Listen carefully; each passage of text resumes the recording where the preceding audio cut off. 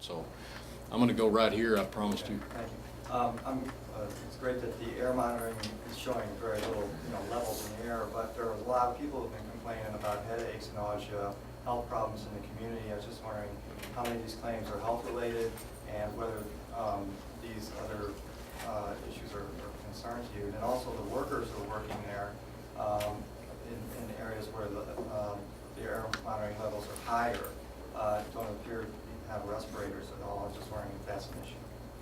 I think what they've gone to now is they have respirators available, but the levels are such that they're not needed. So the levels are monitored every day, and in the last few days they have been low enough to where workers can work without respiratory protection. So it is being monitored in the worker areas.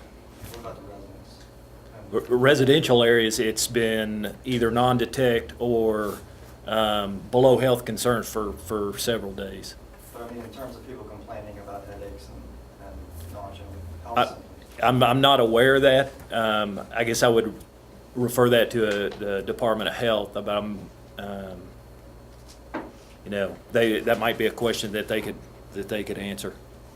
In the back. My understanding is that Wabasca heavy crude is heavy enough that certain components of it will sink in the water column once it gets into the water. Have you done any kind of monitoring on the bottom of the cove or swamp area to check to see if there's anything on the bottom of the lake? Again, I've been more focused on recovery and relief efforts. I may ask the EPA, there is a sampling program going on of the water of the lake, and that information has been given to the Department of Health. What's been the results of, have the tests shown toxins in the lake, or have they checked out that, what are your water tests showing? I've seen them, they're well below. In fact, they're indistinguishable from the rest of the lake to my knowledge. They're well below public action levels, so. EPA has tapped into emergency funds from the National Pollution Fund Center. I was talking with an EPA guy earlier. It's supposed to give me a dollar amount of that, and that's something Exxon would have to repay later, of course. But is there a dollar amount associated with that? I'm not sure I understand the question. Our funding does come through the National Pollution Fund Center, which is operated by the Coast Guard. It's as far as a dollar amount of what's going to be spent total How through much the. have you gotten from them so far? I would have to check, and I can, let you know. Well, most recently, what do it's changed, but what's the most recent number that you know? I would have to go again. I'd have to go back and look Right. and see. After this. But if it's publicly available, I'll certainly, I can get that information. Can you give us specifics on the game plan for next week? In terms of, Cleanup. well, the game plan for the overall cleanup, obviously, we are focusing efforts across all the areas, but in particular right now, we are working in the neighborhood, trying to remove the rest of the soil that has oil in it, both behind the homes and around the homes.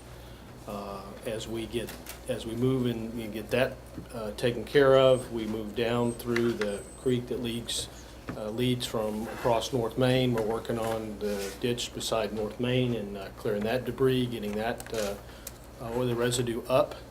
And we will continue really to move east. And then, we are focusing on what we call the marsh area, which is at the north end of what the judge called the cove. And that'll be the area that will obviously continue to receive a fair amount of effort